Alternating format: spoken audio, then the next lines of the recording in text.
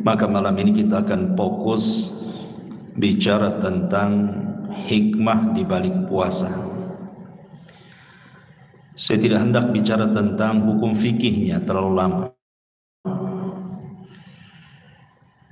tetapi kita akan bicara tentang hikmah-hikmah puasa. Apa saja hikmah-hikmah di balik puasa itu?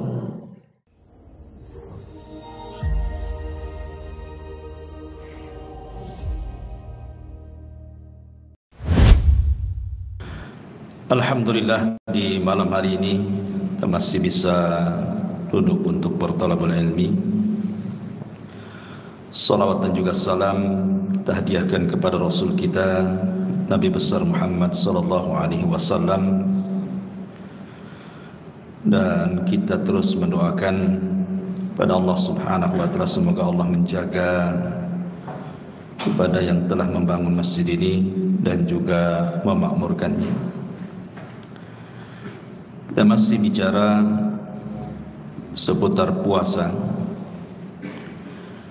Kalau minggu yang lalu kita bicara tentang keutamaan Ramadan secara umum, maka malam ini kita akan fokus bicara tentang hikmah di balik puasa. Saya tidak hendak bicara tentang hukum fikihnya terlalu lama, tetapi kita akan bicara tentang hikmah-hikmah puasa. Apa saja hikmah-hikmah di balik puasa itu? Ma'asyiral muslimin yang dimuliakan Allah Subhanahu wa taala, tidak panjang mukaddimah, langsung saja. Yang pertama, as-siyamu wasilatun litahqiqi taqwallahi azza wa jalla. Puasa adalah wasilah untuk mewujudkan ketakwaan seorang hamba kepada Allah, dan ini tujuan inti dari disyariatkannya puasa. Bahkan tujuan inti dari seluruh ibadah yang dilakukan di bulan Ramadan, intinya adalah meraih takwa. Dan itu diketahui setelah nanti keluar Ramadan. Apakah setelah Ramadan itu kita semakin giat ibadah, akhlak kita berubah ataukah tidak? Kalau selepas Ramadan kemudian akhlak kita berubah total, ibadah kita juga sama mengikuti kebiasaan Ramadan, berarti Anda sudah mendapatkan tujuan daripada ibadah puasa itu sendiri. Allah berfirman dalam Al-Baqarah 183, ya ayyuhalladzina amanu kutiba alaikumusiyam kama kutiba alal ladzina min qablikum la'allakum tattaqun.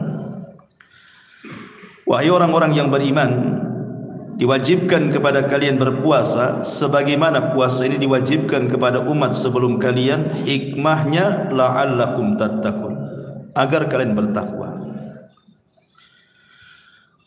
Dan Imam Ibnu Katsir rahimahullahu taala ketika memberikan catatan pada ayat la'allakum tattaqun, agar kalian bertakwa, li'anna as-sawma fihi tazkiyatun lil badani wa tadyikun limasalikis syaitan. Kenapa puasa itu hikmahnya adalah orang menjadi takwa? Kata Imam Ibnu Katsir, karena puasa itu merupakan tazkiyatul lil badan, membersihkan badan, wa tadyiqu limasalikis syaitan, dan menyempitkan jalan-jalan daripada syaitan. Ma'asyiral muslimin yang dimuliakan Allah Subhanahu wa taala, di dalam ayat ini Allah Subhanahu wa taala hendak mengisyaratkan kepada kita bahwa hikmah puasa itu dengan badan itu beda. Kalau ruh itu memang diciptakan oleh Allah Subhanahu wa taala dan diletakkan di alam ruh, dan alam arwah itu ada di atas, di alam para malaikat. sementara badan itu berasal dari tanah, makanya akan kembali kepada tanah. Tapi ruh akan kembali kepada asalnya, diangkat ke langit saat kematian. Sehingga hajatnya ruh itu berbeda dengan hajatnya badan. Kalau hajatnya badan, karena badan itu tercipta dari tanah, maka dia akan berhajat kepada sesuatu yang tumbuh di atas tanah. Dia akan berhajat kepada makanan, baik yang tumbuh di atas tanah, sayur-sayuran, biji-bijian, buah-buahan, atau binatang-binatang yang berada di atas tanah. Itulah hajatnya badan. Tapi kalau hajatnya ruh berbeda. Karena ketika Allah Subhanahu wa taala mengusap pundak Nabi Adam, keluar semua ruh itu. Kemudian diletakkan di alam arwah. Kemudian Allah Subhanahu wa taala berdialog dengan para alam arwah itu dan mengatakan, alastu bi rabbikum, bukankah aku Rabb kalian? Maka semua ruh mengatakan, qalu bala syahidna, ya engkau Rabb kami. Sehingga hajatnya ruh itu dekat dengan Allah Subhanahu wa taala. Tapi ketika ruh itu kemudian dipasangkan dengan badan yang menjadi nafsun dalam bahasa Arab, dalam bahasa kita jiwa, maka Allah Subhanahu wa taala sisipkan hawa nafsu di situ. Akhirnya kemudian terkalahkan ruh dengan hawa nafsu terkadang, atau terkalahkan hawa nafsu terkalahkan oleh ruhnya. Tergantung malaikat dan syaitan yang menjadi qarin bagi setiap manusia, mana yang dikalahkannya. Lah puasa itu diarahkan kepada ruh, bukan kepada badan. Makanya Allah Subhanahu wa taala mengatakan la'allakum tattaqun, agar kalian bertakwa. Kata Rasul, at-taqwa hahuna, takwa itu di sini. Kemudian disyaratkan ke jantungnya Nabi. Masyarul muslimin yang dimuliakan Allah Subhanahu wa taala, dan dua-duanya butuh makan.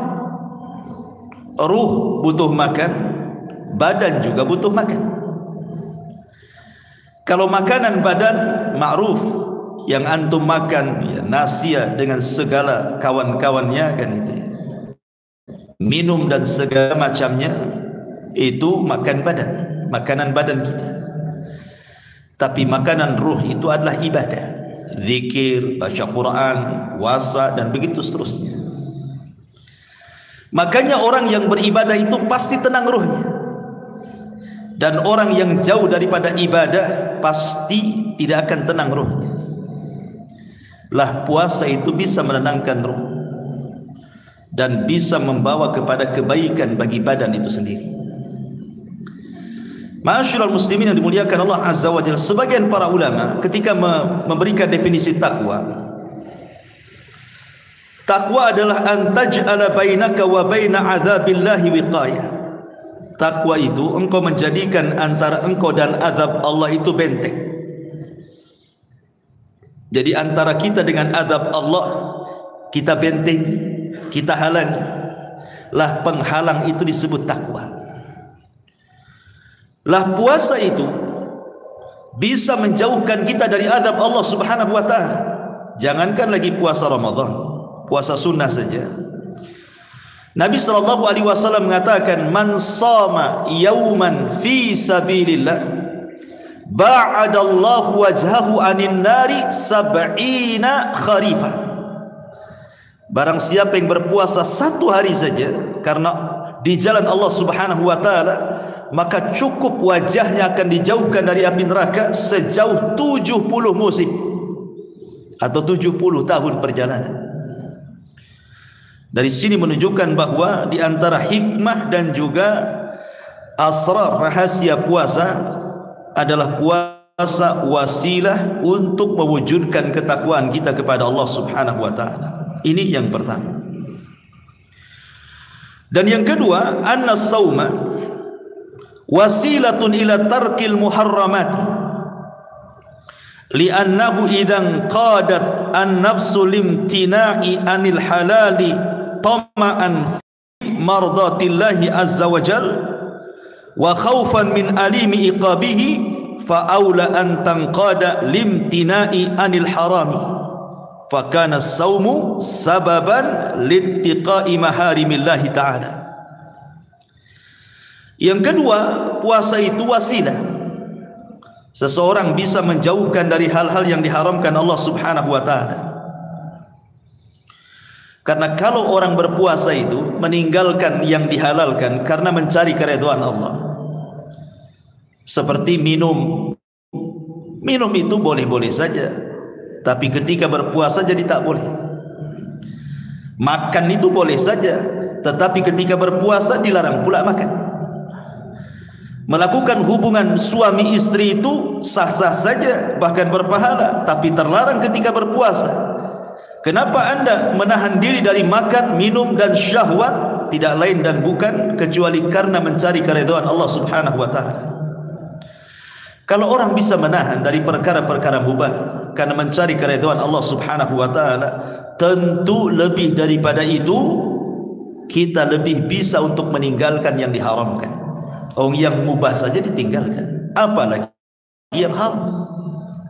Maka orang yang berpuasa harusnya wasilah mampu meninggalkan yang diharamkan Allah Subhanahu wa taala. Ini yang kedua. Yang ketiga, anna fi shaumi at-taghallub 'ala asy-syahwati li'anna nafsa idza syabi'at tamannat asy-syahawat wa idza ja'at imtana'at 'amma tahwa. Walidha qala an-nabiy sallallahu alaihi wasallam ya ma'syar asy-syabab man istata'a minkumul ba'ah falyatazawwaj fa innahu aghaddu lil basari wa ahsanu lil faraji wa man lam yastati' fa alayhi bis-shaumi fa innahu lahu wijah.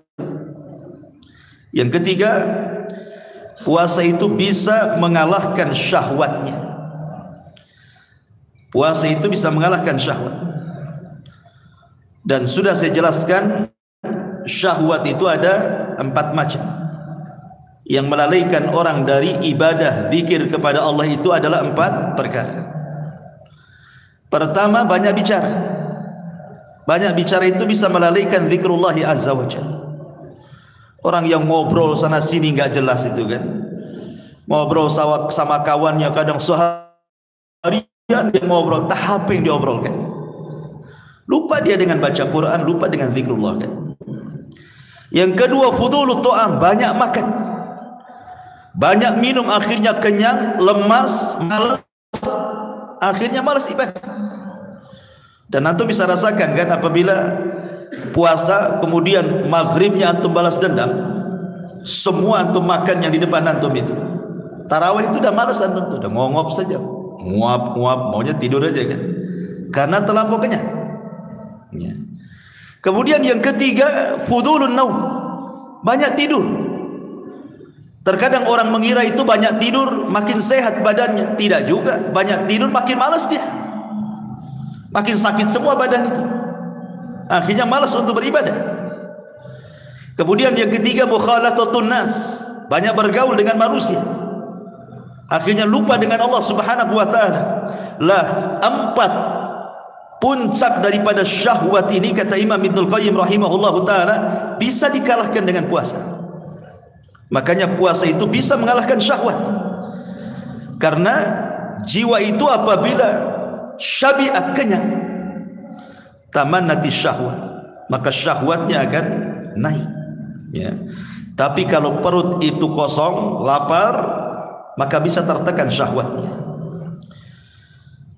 Makanya dari sini Nabi SAW mengisyaratkan kepada anak-anak muda yang tidak sanggup untuk menikah. Apa solusinya kata Rasul? Puasa. Karena dengan puasa itu kata Nabi SAW, wahai anak-anak muda, barang siapa di antara kalian sanggup menikah, menikah. Tetapi barang siapa yang tidak sanggup, maka berpuasa. Karena itu yang bisa menahan pandangan dan menjaga kemaluannya. Jadi ini yang ketiga, puasa bisa mengalahkan syahwat. Yang ketiga, anna sauma mujibul lirrahmati wal atfi, bahwa puasa itu menjadikan penyebab mudah orang itu disifati dengan sifat rahmat. Jadi timbul kepekaannya, timbul kasih sayangnya, timbul kelembutannya. Karena di antara hikmah puasa itu, kalau betul-betul orang itu mau memikirkan sejenak tentang puasa ini, ketika Anda haus, ketika Anda lapar, ketika Anda menahan syahwat itu, Anda akan terpikir banyak hal. Salah satunya adalah terpikir orang-orang yang mereka berpuasa selama 1 tahun. Siapa mereka? Orang-orang fuqara wal masakin. Terkadang mereka berpuasa, sementara kita ini tidak pernah kelaparan, tapi kita mencoba lapar dengan cara berpuasa, sehingga kita bisa terpikir orang-orang yang mereka tidak makan dan tidak minum karena kelaparan. Timbul perasaan sayang kita kepada mereka, sehingga makin lagi sayang dengan fuqara wal masakin. Tetapi yang paling berat tentu bukan menahan lapar dan minum saja kan. Yang paling berat puasa itu apa? Menahan syahwat. Menahan syahwat itu paling berat. Makanya dalam rumah tangga itu, kenapa Nabi SAW sampai melaknat wanita-wanita yang kalau diajak suami dia tidak mau? Kata Nabi SAW, apabila seorang suami memanggil istrinya ke tempat pembaringannya untuk melakukan hubungan suami istri, tiba-tiba dia menolak, apa kata Rasul? La'anat hal malaikah hatta tusbih. Maka wanita itu dilaknat sampai subuh. Kenapa? Karena hajat syahwat itu berbeda dengan hajat makan dan minum. Anda bisa menunda makan, bisa menunda minum, tapi tidak bisa menunda syahwat. Karena kalau sampai ditunda syahwat itu, bisa melakukan hal-hal yang diharamkan, bisa saja berzina dia. Makanya saya terkadang kasihan nih, ada jomblo itu usianya sudah 40 tahun tak kawin-kawin, cuman dia nawan syahwatnya itu. 50 tahun tak kawin pula, kasihan kali. Atau janda-janda gitu kan, yang ditinggal mati suaminya, usianya sudah 40 tahun. Cemana mereka menahan syahwat? Enggak kasihan antum dengan janda? Enggak tolong mereka kan itu. Kan ada hadis nih, siapa yang menolong anak-anak yatim dan janda-janda itu, maka nilainya seperti mujahid fi sabilillah. Mana para mujahid di sini? Ma'asyiral muslimin yang dimuliakan Allah Azza wa Jalla, yang ingin saya katakan bahwa ketika kita berpuasa otomatis kita menahan syahwat kan? Sehingga terpikir orang-orang yang mereka menjomblo bertahun-tahun karena tidak punya uang, ingin menikah. Makanya dalam Islam, kalau ada orang yang ingin menikah dan tidak punya uang, boleh mengambil harta zakat supaya dia menikah. Bantu mereka itu dengan harta zakat kita. Ah, menikah, ini saya punya harta zakat, menikah kamu. Sehingga dengan puasa ketika menahan syahwat itu, kita teringat para jomblo itu maksudnya. Itulah namanya melahirkan kepekaan sosial. Bukan hanya terpikir fuqara wal masakin saja, tetapi orang-orang yang tidak bisa menyalurkan syahwatnya juga antum harus pikir mereka itu. Itulah yang disebut dengan puasa itu mujibul rahmati wal atfi, melahirkan kasih sayang dan kelembutan. Ya. Ini yang keempat. Yang kelima, fi shaumi qahrun lisyaitan. Di antara hikmah puasa adalah mampu mengalahkan syaitan, minimalnya melemahkan jalan syaitan. Karena begini, Nabi SAW suatu ketika di bulan Ramadan sedang berdua-duaan dengan Safiyah di kegelapan malam di samping Masjid Nabawi, ngobrol dengan Safiyah, gelap. Tiba-tiba dua sahabat berjalan di hadapannya. Entah kenapa dua sahabat ini jalannya cepat-cepat. Kata Nabi SAW mengatakan, jangan terlampau cepat-cepat ya kalian jalan ya. Ini yang di samping saya ini Safiyah, istri saya, bukan siapa-siapa. Kata dua sahabat ini, ya Rasulullah, tidak mungkinlah kami suudon kepadamu. Kata Rasul, jangan ngomong begitu, karena syaitan yajri majra dam ibni Adam. Kata Rasul, setan itu masuk dari jalan darah manusia. Bisa saja kemudian kalian setelah pergi ngomong tentang aku, Nabi sudah banyak, itu cewek siapa lagi? Bisa saja kan suudzon jadinya. Makanya Rasul memutus supaya jangan suudzon, ngasih tahu ini istri saya. Ya. Ini bukan siapa-siapa. Makanya antum ini kalau punya istri cadaran kan tak tahu nih. Jalan-jalan, ini istri saya bukan siapa-siapa. Sebelum ditanya ini istri keberapa? Masyarul muslimin yang dimuliakan Allah Azza wa Jalla, yang ingin saya katakan adalah Rasulullah SAW mengatakan setan itu masuk dari jalan darah, dan darah itu sangat erat kaitan dengan makan dan minum. Ketika seseorang makan dan minum lancar tuh darahnya, terpompa jantungnya. Tapi kalau orang lapar, maka tekanan darahnya akan merendah sehingga bisa menyempitkan jalan setan. Itu maksudnya. Ini diantara hikmah puasa juga. Kemudian yang keenam, bahwa an-shaim yudarribu nafsahu ala muraqabatillahi azza wa jalla. Orang yang berpuasa itu sebenarnya sedang melatih dirinya untuk muraqabah, merasa diawasi Allah Subhanahu wa taala. Makanya antum kalaupun sendiri di rumah, tidak ada istri, tidak ada anak, banyak makanan, banyak minuman, enggak mungkin antum dekati. Kenapa? Antum lagi puasa. Merasa dilihat Allah. Antum lagi berwudu kan, kumur-kumur, tidak mungkin juga antum telan dalam satu cidukan kan itu. Pasti antum lepehkan lagi. Kenapa? Antum lagi puasa. Atau sedang mandi nyelam ke air, tidak mungkin juga antum akan minum dalam air itu, walaupun tidak ada yang tahu. Kenapa? Karena terlatih dengan muraqabah. Ya, manusia tidak tahu, tapi Allah tahu. Makanya kenapa puasa itu dilatih untuk muraqabatullah. Ini juga yang keenam. Yang ketujuh, wa fi siyami at-tazhid fid dunya wa syahwatiha wa targhib fima indallahi azza wa jalla.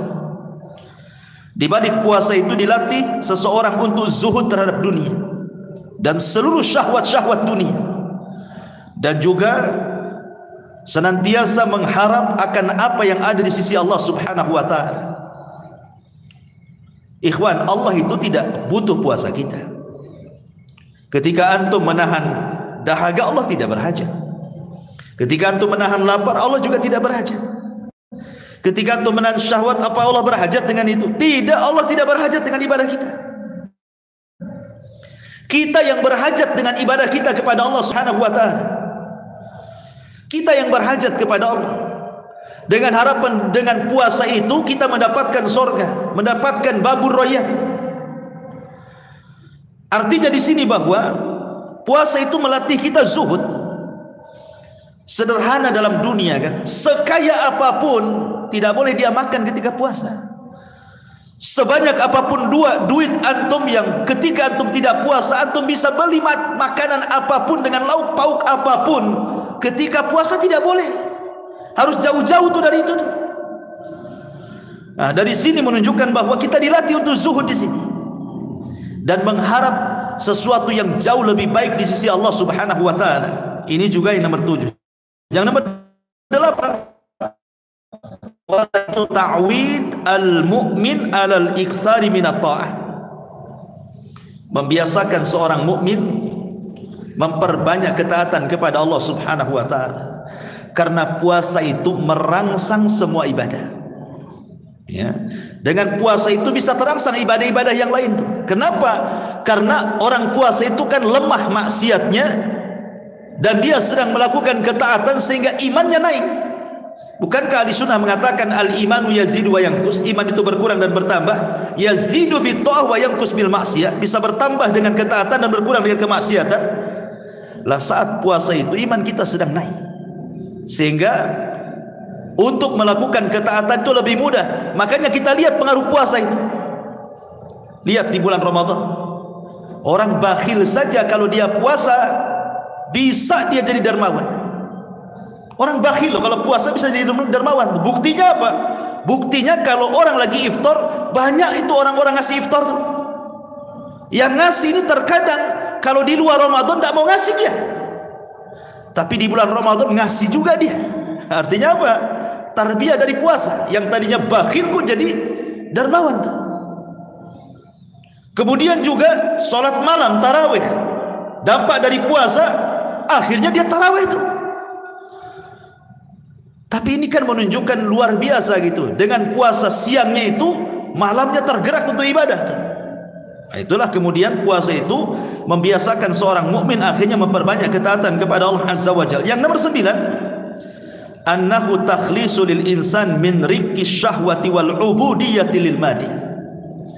Bisa melepaskan manusia dari penghambaan kepada syahwat dan juga penghambaan kepada al-madah, kepada dunia. Karena kalau tidak puasa kan kadang-kadang orang kuliner itu sudah nggak peduli itu. Saya sih nggak peduli dengan harga Ustadz, yang penting enak. Nah, itu. Sampai-sampai kalau suruh sedekah nih, pamannya lagi Jumatan itu datang kotak infak itu, aduh ngeluarkan 200-300 itu kayaknya berat kali. Paling tinggi 10.000 dah hebat.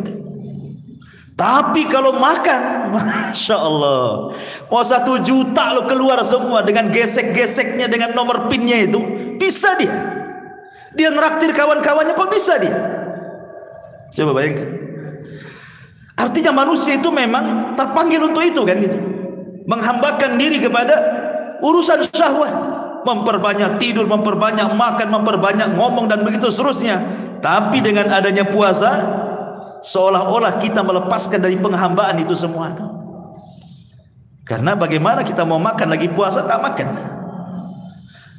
Kemudian yang lebih hebat lagi, yang nomor 10 adalah puasa ini hikmahnya adalah al-ibtila wal ikhtibar. Ingat, puasa itu adalah ujian dari Allah.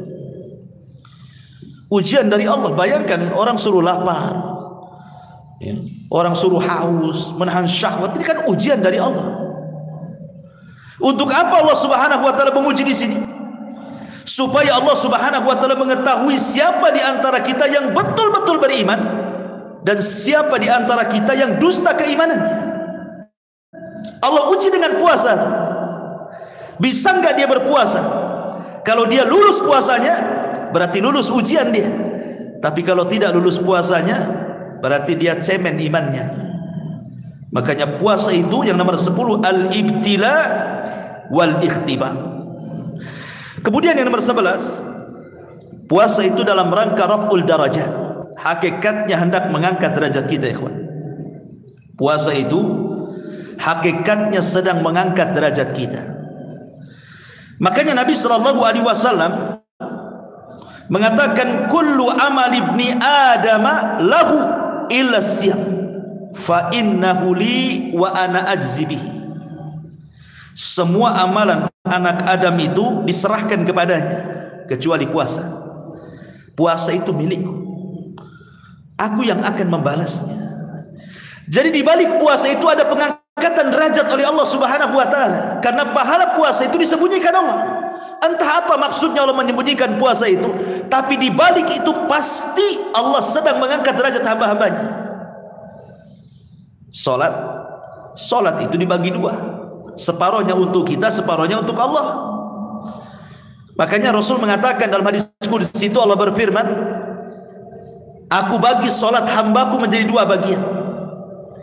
Dari kalimat alhamdulillahirabbil alamin arrahmanir rahim maliki yaumiddin, ini untuk Allah. Kemudian dari iyyaka na'budu wa iyyaka nasta'in sampai akhir surah Al-Fatihah, ini untuk hambanya. Tapi puasa tidak. Puasa mutlak milik Allah.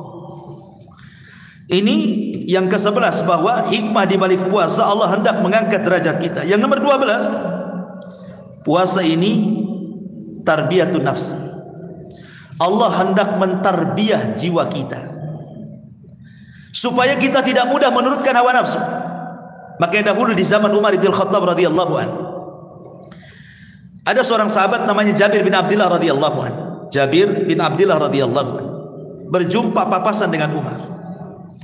Kemudian ditanya, ila aina tadhhab ya Jabir? Mau pergi kemana kau Jabir? Kata Jabir, saya mau ke pasar, li ashtari lahman, untuk membeli daging. Besoknya Umar jumpa lagi dengan Jabir. Jabir, kau mau pergi kemana? Mau pergi ke pasar. Untuk apa? untuk membeli daging lagi. Maka Umar mengatakan, ya Jabir, hal kullu mastahaita ishtaraita, apa semua yang kau inginkan kau akan beli, katanya. Pokoknya, apakah semua yang kau inginkan mesti kau beli, katanya, kata Umar. Maka Jabir terdiam. Seolah-olah Umar ingin mengatakan tidak semua keinginan itu harus dicapai, gitu maksudnya. Tahan hawa nafsumu. Lah puasa itu mentarbiah seperti itu.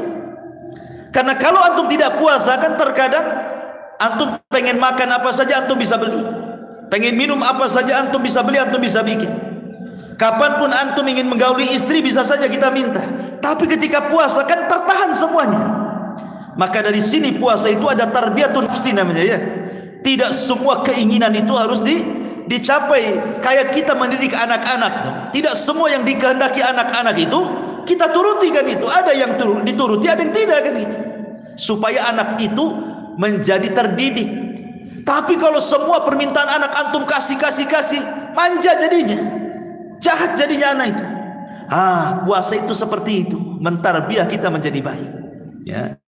Ini yang nomor 12. Yang nomor 13, anna sauma wasilatun ila syukrin ni'am. Bahwa puasa itu juga wasilah seseorang lebih bisa mensyukuri nikmat-nikmat Allah Subhanahu wa taala. Karena begini, terkadang nikmat itu baru dirasakan seorang hamba apabila dia merasakan kebalikannya. Orang baru bisa merasakan nikmat aman kalau pernah hidup di negeri konflik, atau kalau pernah orang itu merasa terkena musibah, bencana besar, rumahnya roboh dan begitu seterusnya. Kemudian dia pindah dari situ, kemudian Allah balikkan lagi kekayaannya, baru dia terpikir enaknya nikmat itu. Lah begitu juga puasa. Antum baru terpikir enaknya minum karena sebelumnya satu hari antum tak minum. Ketika minum itu, wah rasanya zahabat doma'u wabtallatil uruq, katanya. Telah hilang haus dan terbasahi tenggorokan. Kan doanya kan itu, ya. Doa ketika berbuka, zahabat dhama'u wabtallatil uruq wa thabatal ajru insyaallah. Nikmat ketika minum itu.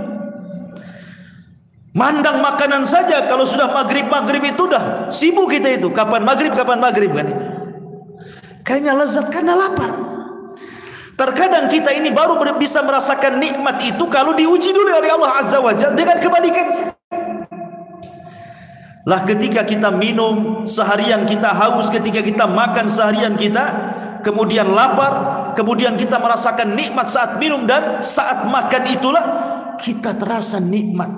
Itu diingatkan dengan syukur nikmat di situ. Ya, ini contoh saja. Ya. Kemudian yang 14, asyamu madrasatun khuluqiyatun. Bahwa puasa itu madrasah khuluqiyah, maksudnya mencetak orang-orang yang berpuasa itu melahirkan akhlak yang banyak. Karena orang yang berpuasa itu dijelaskan dalam sebuah hadis Nabi SAW, idza kana saumi ahadikum fala yarfath wala yafsuq wala yaskhab wala yajhal, kata Rasul kan itu. Apabila salah seorang di antara kalian berpuasa, jangan melakukan kefasikan, mengeluarkan kata-kata kotor, bahkan jangan berteriak-teriak, bahkan jangan melakukan kejahilan. Jadi orang yang berpuasa itu jangan lagi bicara tentang mengerjakan yang fasik, yang haram, yang tidak ada dosa pun tidak boleh dilakukan, seperti berteriak-teriak. Anda ini seorang pedagang nih di pasar, berteriak-teriak sambil nawarkan dagangan-dagangan itu.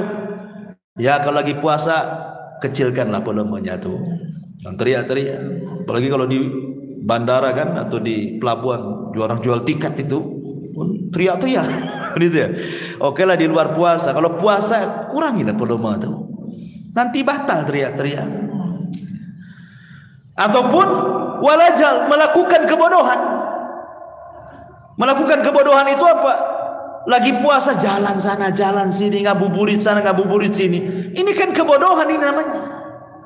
Karena orang yang berpuasa itu mulai terbit matahari, terbit fajar shadiq sampai terbenam matahari itu setiap detiknya itu dinilai pahala. Jadi kalau antum naik taksi ada argonya itu jalan tuh argonya tuh. Dari mulai terbit fajar sampai terbenam matahari itu. Jadi kalau seandainya ada 1 jam 2 jam ketika antum berpuasa melakukan hal-hal jahil gitu ya, tidak ada manfaatnya sama sekali, kesana kemari menghabiskan waktu, mancing umpamanya kan, mancing 1 hari. Kalau mancing sambil zikir ya bagus lah kan, sambil ngapal Quran tidak. Mancing dengerin dangdut pula aja baik kan. Masyaallah muslimin yang dimuliakan Allah Azza wa Jalla, jangan sampai seperti itu, karena puasa itu sebenarnya melahirkan akhlak yang banyak. Ini hikmahnya. Kemudian yang nomor 15, as-siyamu yaksibul badan as-sihhata wal quwwah. Bukan hanya itu saja, puasa itu bisa menyembuhkan banyak penyakit karena melahirkan kesehatan dan kekuatan. Seperti disebutkan, puasa itu bisa mengkontrol gula darah. Puasa itu bisa mengurangi peradangan. Puasa itu bisa meningkatkan kesehatan jantung. Puasa itu bisa meningkatkan fungsi otak. Puasa itu bisa membantu menurunkan berat badan. Puasa itu bisa meningkatkan hormon pertumbuhan. Termasuk juga puasa bisa mencegah kanker.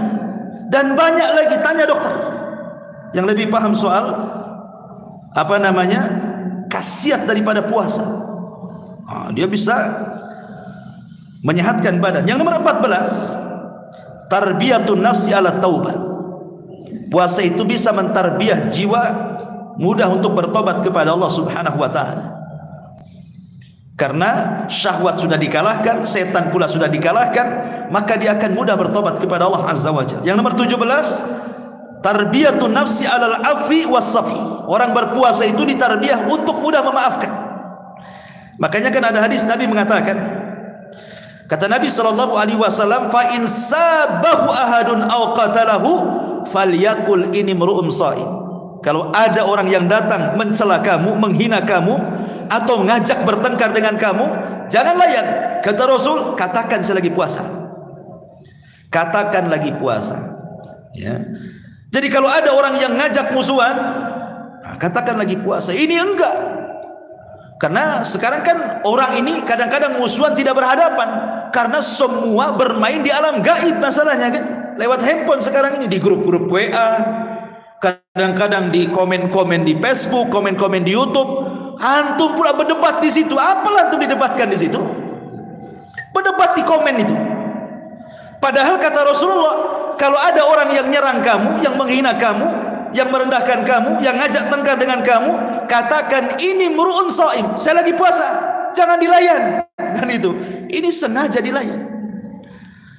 Yang lebih parah lagi puasa pula dia kemudian menyebar berita-berita hoax. Ini tahun politik, hati-hati. Kadang-kadang kita ini terbawa dengan tahun politik. Hari-hari ketika puasa yang ditongkrong itu YouTube berita politik. Belum tentu benar, kadang-kadang hoax, kadang-kadang provokasi, kadang macam-macam kan. Ini kan kesalahan kita. Habis akhirnya pahala puasa kita di situ. Kemudian yang nomor 18, asy'ur bi wihdatil ummah.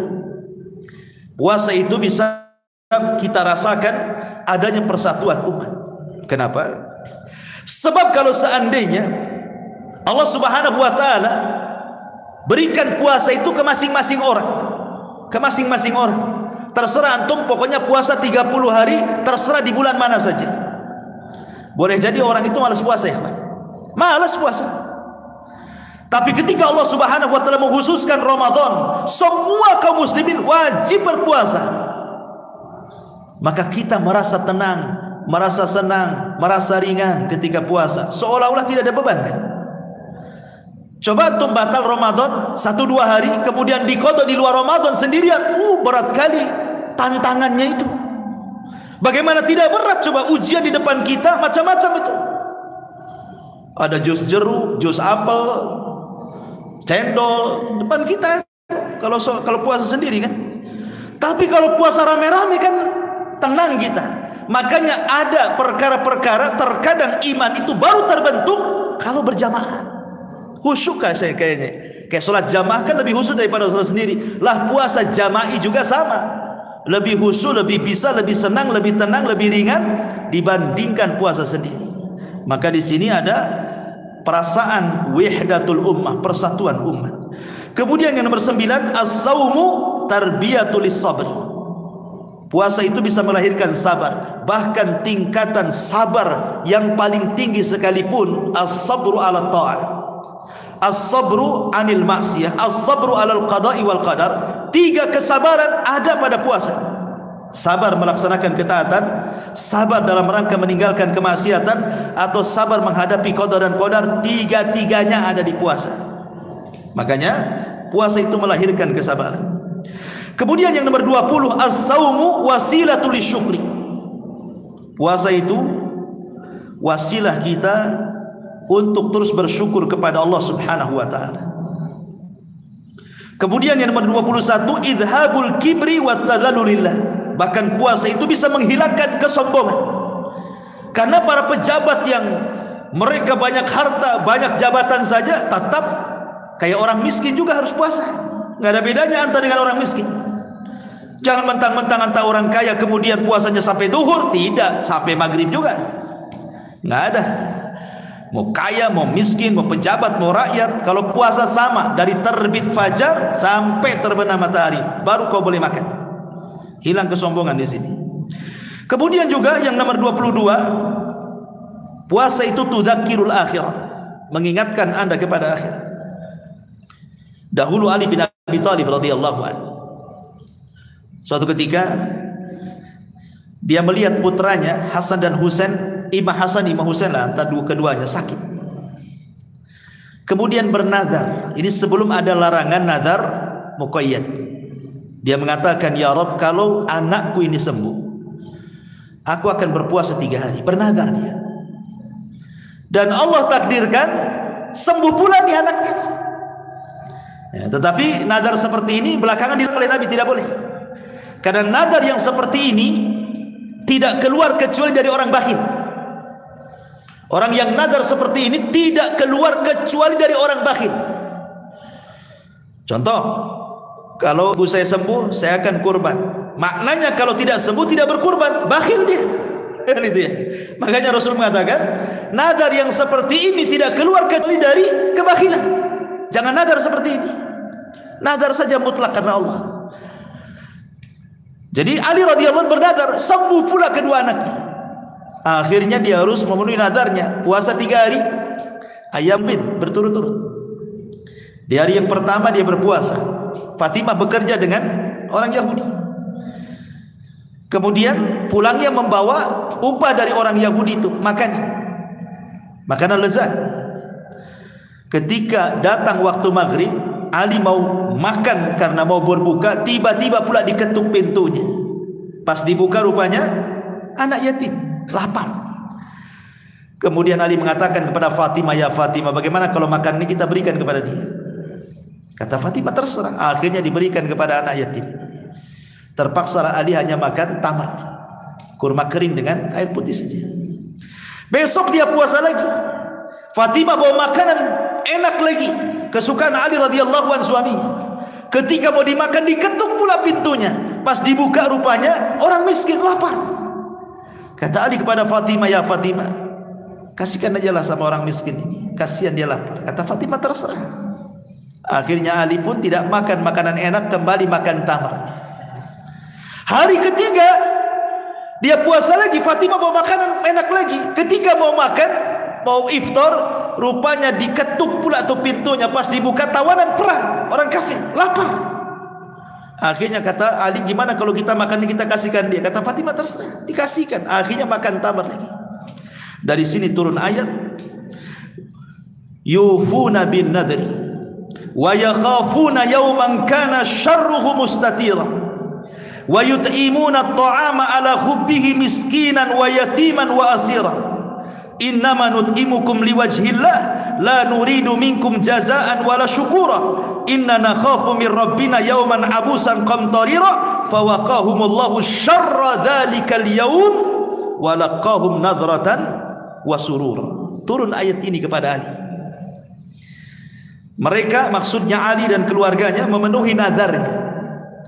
dan takut akan satu hari yang azabnya akan merata kemana-mana nanti pada hari kiamat. Dan mereka memberikan makan yang disukainya kepada siapa? Kepada orang miskin, kepada anak yatim, dan tawanan-tawanan perang. Sambil berkata, sesungguhnya kami memberikan makanan kepadamu hanyalah karena mengharap keridhaan Allah. Kami tidak mengharap balasan dan tidak terima kasih darimu. Sungguh kami takut akan azab Tuhan pada hari ketika orang-orang berwajah masam penuh dengan kesulitan. Maka Allah melindungi mereka dari kesusahan hari itu dan memberikan kepada mereka keceriaan dan kegembiraan. Jadi Ali radhiyallahu anhu melakukan seperti itu karena teringat hari yang keburukannya merata, akhir artinya kiamat. Jadi sebenarnya puasa itu mengingatkan kepada hari kiamat. Saat antum dikumpulkan di padang mahsyar, tidak ada makanan, tidak ada minuman, antum tidak bisa menyalurkan syahwatnya. Begitu juga orang yang berpuasa. Makanya puasa mengingatkan hari kiamat. Karena orang yang di padang mahsyar tidak makan, tidak minum, tidak menyalurkan syahwatnya. Ini yang nomor 22. Yang nomor 23, puasa itu mukhalafatul kufar. Hakikatnya puasa itu sebenarnya dalam rangka kita sedang menyelisih orang kafir. Kenapa puasa itu menyelisih orang kafir? Karena setiap umat itu diwajibkan puasa kepada mereka, kan? Kama kutiba alal ladzina min qablikum. Yahudi berpuasa, Nasrani juga berpuasa.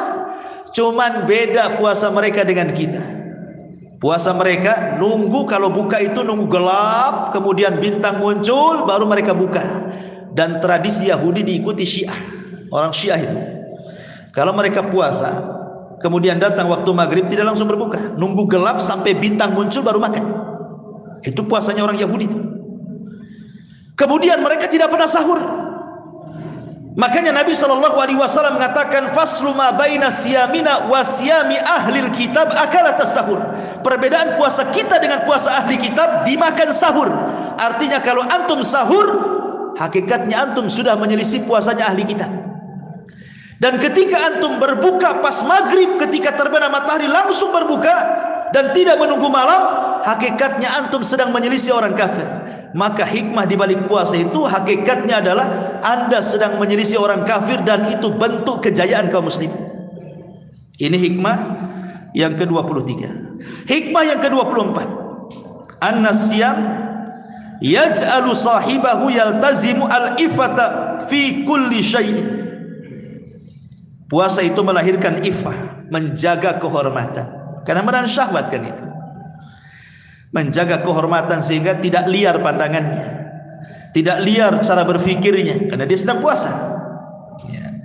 Dan tentu yang terakhir, yang nomor 25, puasa itu adalah satu-satu ibadah yang mengajarkan keikhlasan.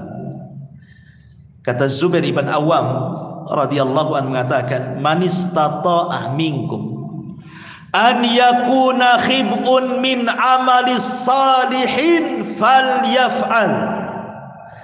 Apa kata Zubair? Siapa di antara kalian yang mampu untuk menyembunyikan amalannya, yang tahu hanya anda dengan Allah saja, lakukan.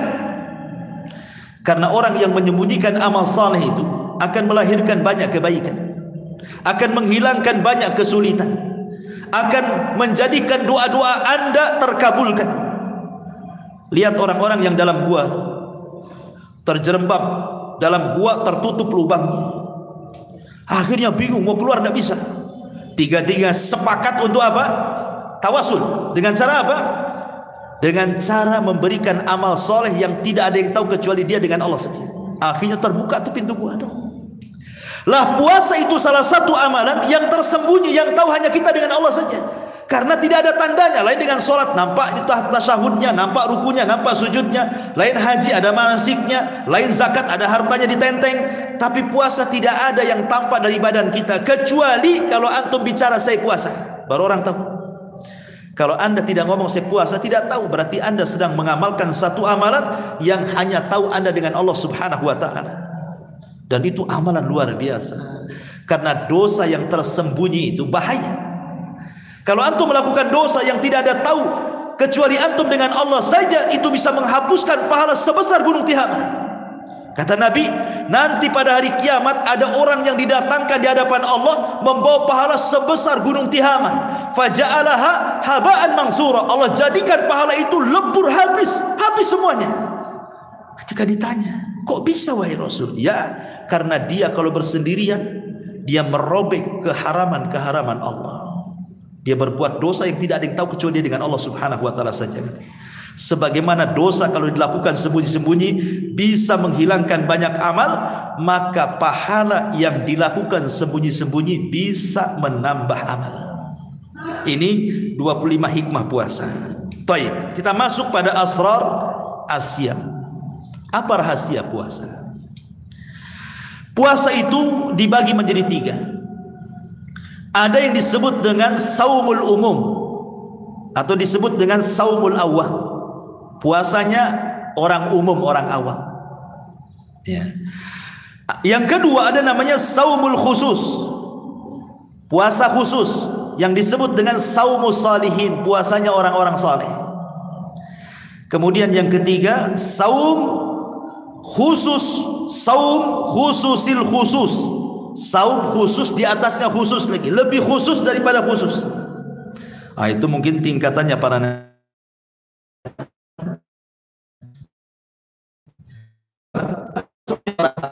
orang awam.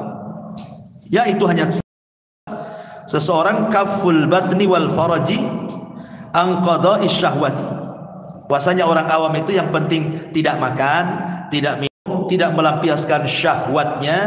Itulah sudah puasa. Itu orang awam. Jadi kalau antum puasanya hanya sebatas itu saja, berarti antum masih awam. Kalau antum puasanya hanya menahan lapar, menahan syahwat, menahan minum, itu saja, yang penting sah saja. Itu puasa orang awam namanya. Yang kedua, puasa khusus yang disebut dengan saumus salihin, puasanya orang-orang saleh.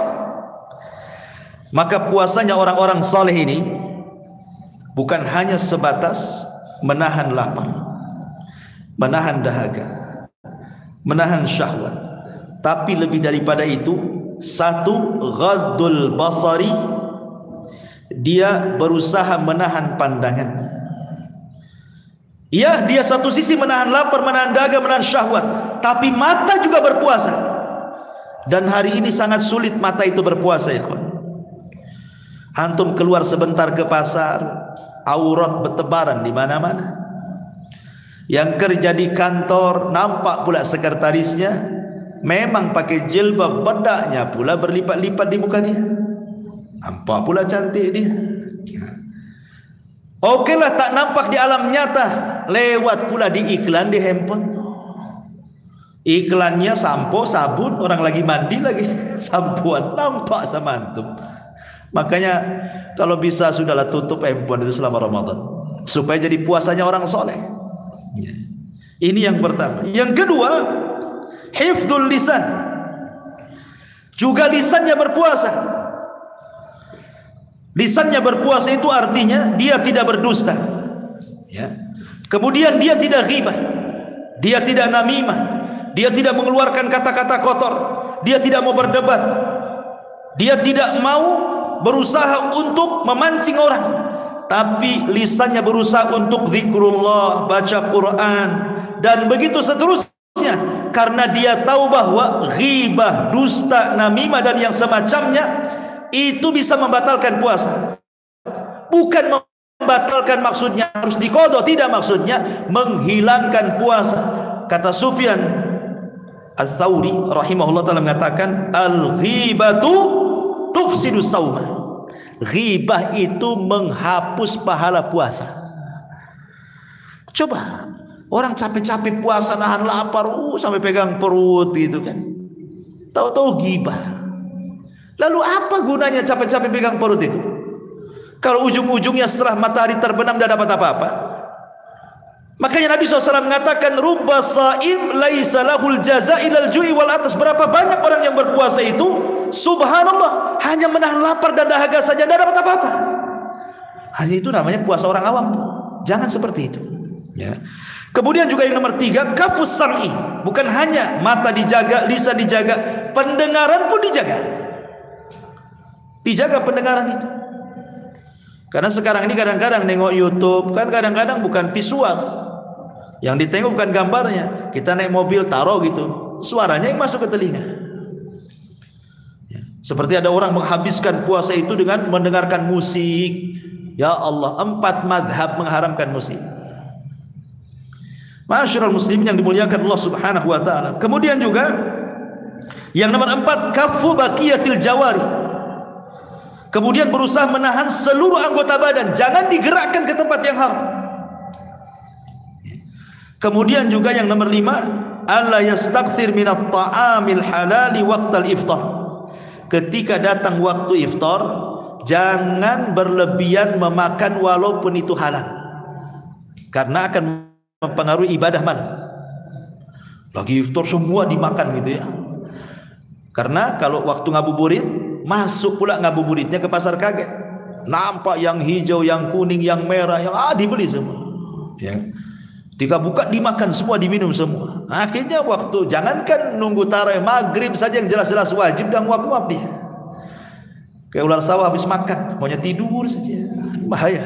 Ya. Kemudian juga yang nomor 6, ayyakuna qalbuhu ba'dal iftar mu'allaqan muttarriban bainal khaufi war raja. Kemudian ketika setelah dia berbuka, hatinya dipenuhi dengan takut dan mengharap. Jangan-jangan puasa hari ini enggak diterima. Jangan-jangan puasa hari ini tidak diterima. Gitu. Itu puasanya orang soleh. Takut kalau puasa 1 hari enggak diterima. Kemudian yang terakhir, ya, berdoa kepada Allah Subhanahu wa taala agar 1 hari saat puasa itu betul-betul semua ibadah, entah baca Quran saat puasa, entah zikir saat puasa, entah silaturahim, entah apa aja ibadah saat puasa, diterima oleh Allah Subhanahu wa taala. Lah ini disebut puasanya orang soleh, yang disebut dengan saumul khusus namanya. Ya. Kemudian yang terakhir namanya saum khususil khusus namanya. Ini puasanya para nabi. Memang betul-betul semua berpuasa. Ini puasanya tingkat tinggi lah, mungkin puasanya para siddiqin, muqarrabin, para anbiya wal mursalin, yang betul-betul mereka berpuasa karena Allah Subhanahu wa ta'ala. Kemudian yang terakhir yang kita akan bahas, 10 orang yang ditolak puasanya. Ini yang penting. Ada 10 orang yang ditolak puasanya. Sudah capek dari pagi dia nahan lapar, nahan haus, nahan syahwat, tapi dia diterima puasanya. Kok bisa? Maka 10 orang ini mau jungkir balik puasanya nggak akan diterima. Siapa 10 orang ini? Yang pertama, al-musyrik, orang musyrik. Maka jangan datang ke dukun saat puasa. Ramadan, hilangkan jimat-jimat, tangkal-tangkal itu, buang, ambil, bakar, lempar ke laut sana. Hilangkan. Jangan melakukan kesyirikan di bulan Ramadan, karena syirik itu membatalkan amal dan menolak puasa. Lain asyrakta la yahbatanna amaluka. Kalau engkau melakukan kesyirikan, habis semua amal, sak puasa-puasanya. Yang kedua, munafik. Orang munafik, hindari sifat nifak. Apa sifat nifak itu? Idza hadatsa kadzab. Kalau ngomong dusta dia. Suka dusta. Kemudian wa idza tumina khana. Kalau diamanahi khianat pula dengan amanahnya. Wa idza khasama ghadar. Kalau dia berselisih dengan orang, maka dia akan melakukan kecurangan. Yang penting menang. Ini hati-hati. Ini sifat-sifat nifak. Maka apalagi kalau sampai nifak akbar, maknanya menampakkan keislaman, menyembunyikan kekafiran, maka Allah mengatakan innal munafiqina fi darkil asfali minan nar. Orang munafik itu diletakkan di intip neraka yang paling dalam, naudzubillah. Ini yang kedua. Yang ketiga, tarikus shalah. Orang yang meninggalkan salat. Kan ada di bulan Ramadan itu tidak pernah sholat dia, 1 tahun tidak pernah sholat, tapi kalau Ramadan datang puasa pula dia. Kalau kita ingatkan, sholat yang benar baru puasa. Mending lah Ustaz, saya puasa daripada saya sudah tak sholat tak puasa, double lah dosa saya kan. Dia tidak tahu bahwa syarat diterima puasa itu sholat.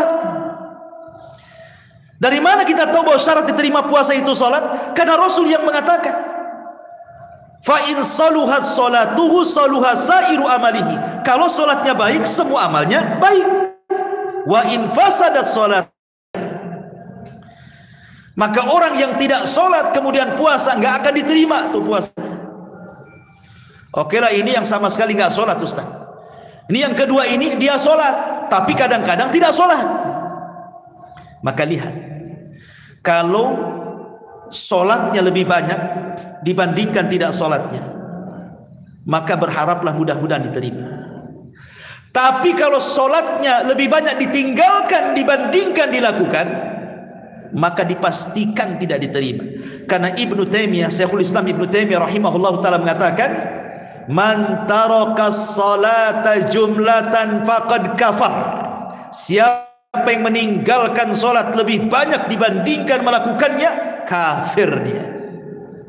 Orang kafir diterima amalannya? Enggak ya.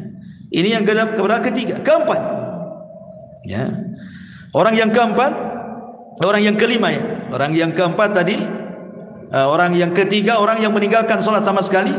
Kemudian orang yang keempatnya, orang yang kadang-kadang sholat kadang-kadang tidak dirinci tadi. Kemudian yang kelima, yang keenam, yang ketujuh, al-aqu biwalidaini, orang durhaka dengan orang tua. Al-mannan, orang-orang yang menyebut pemberian. Al-mukadzdzib bil qadar, orang yang mendustakan takdir. Dan itu disebut dalam satu redaksi hadis. Nabi sallallahu alaihi wasallam mengatakan, salasun atau salasatun la yaqbalullahu lahum sarfan wala adlan.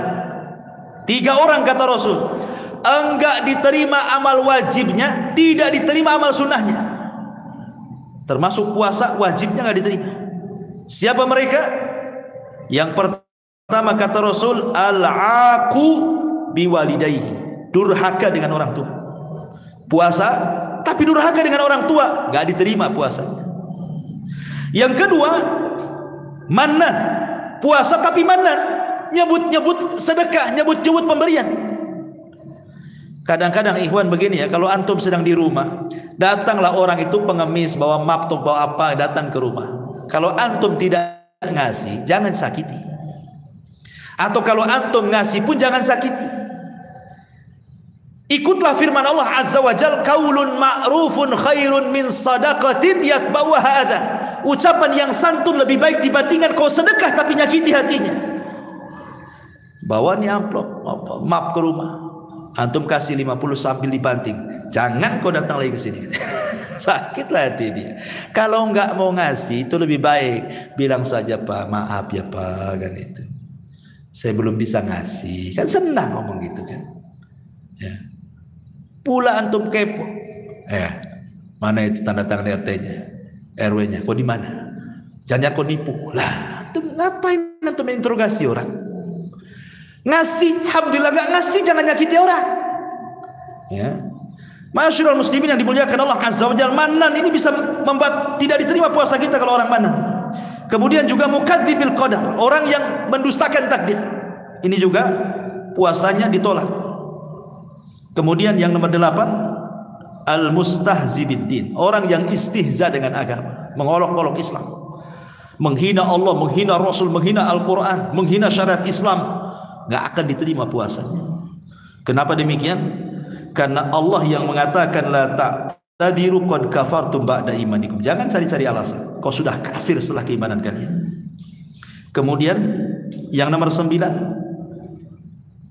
man atana qidon min nawaqidil Islam, orang yang saat puasa mendatangkan pembatal-pembatal Islam. Dan pembatal-pembatal Islam ada kitabnya khusus yang dikarang oleh Syekh Muhammad bin Abdul Wahab, namanya Nawaqidul Islam, pembatal-pembatal Islam, ada 10 ya. Kemudian yang terakhir, manin tasaba ila firqatin dhalah murtad, siapa yang ikut firqah, kelompok-kelompok yang sudah jelas-jelas disesatkan, bahkan dianggap murtad oleh para ulama.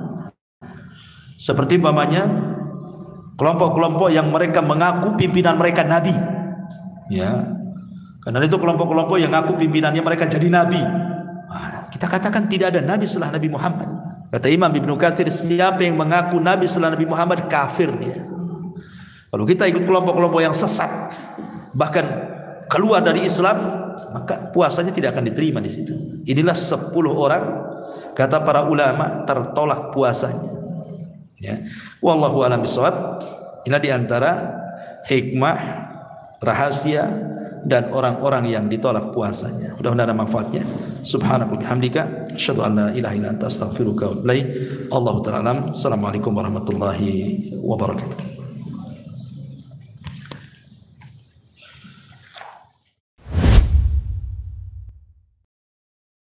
Intinya bahwa tolong berakhlak kepada Allah. Membahas tafsir dari surah Al-Imran. Lahirlah Imam Muslim, Abi Dawud, Tirmidzi, Ibnu Hibban. Jadi ketika Yunus alaihi salatu wassalam terkena undian itu,